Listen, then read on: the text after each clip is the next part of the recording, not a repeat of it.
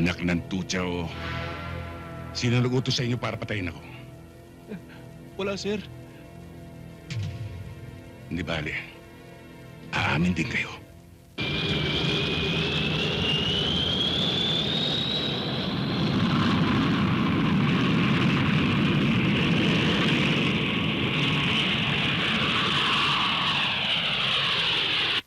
Alam kong sinisisi ninyo ako at hindi ko pinigilan ng mami ninyo.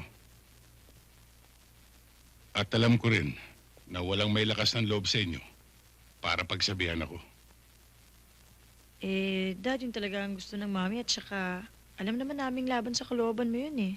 Ang iniisip ng mami ninyo ay para sa kaligtasan ninyo. Kaya pumayag ako sa gusto niya. Susunod ba kami sa kanya, Daddy? Kung makakabuti, oo. May iiwan ka mag-isa dito?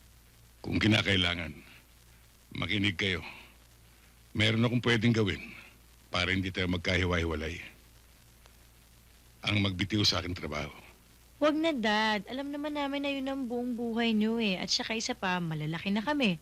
Balang araw, magkakaroon na kami ng sarili-sarili namin buhay. Oo nga naman, Dad. Naintindihan ho namin kayo. Dad, Daddy? mahal na mahal namin kayo. Dad, mahal na mahal ka namin.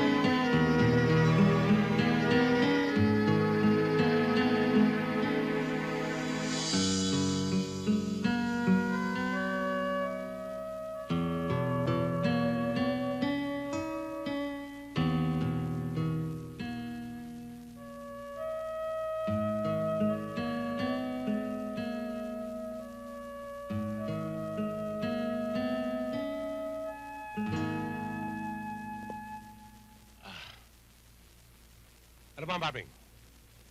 Hindi pa ba tulog ang buwisit na batang yan? Ang bihira ka naman, oh. 5 araw akong nasa construction. 5 araw na rin akong atat na atat. Bigyan mo naman ako ng oras pag nandito ako. Pansinin mo naman ako. Sandali na lang. Antok na itong bata.